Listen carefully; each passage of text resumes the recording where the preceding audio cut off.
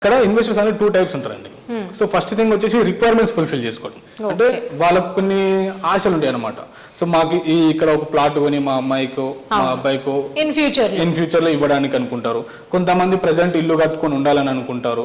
కొంతమంది అపార్ట్మెంట్ లో తీసుకొని రెంటల్ ఇన్కమ్ వస్తే బాగుండు మాకు అని చెప్పేసి, కమర్షియల్ ప్రాపర్టీ ఉంటే రెంటల్ ఇన్కమ్ వస్తుంది మాకు, ఏజ్ ఎక్కువ, కొంతమంది ఓల్డ్ ఏజ్ వాళ్ళు ఉంటారు. సో మాకు రిటైర్మెంట్ అయిపోయింది, రెంటల్ ఇన్కమ్ వస్తే బాగుండు అనే వాళ్ళు, ఇది ఒక టైప్ ఆఫ్ ఇన్వెస్ట్మెంట్.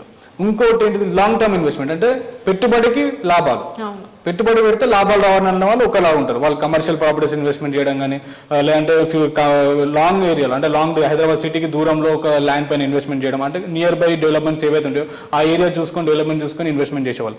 వీళ్ళకు మనం ఏంటంటే మా కంపెనీలో R&D research and development team ఉంటుందండి. సో ఇన్వెస్ట్మెంట్ అంటే ప్రాఫిట్స్ కోసం ఇన్వెస్ట్మెంట్ చేసే వాళ్ళకు మా R&D టీమ్ ఏదైతే ఏరియా సజెస్ట్ చేస్తుందో ఆ ఏరియాలో వాళ్ళు ఇన్వెస్ట్మెంట్ చేసినట్టయితే 100కి 100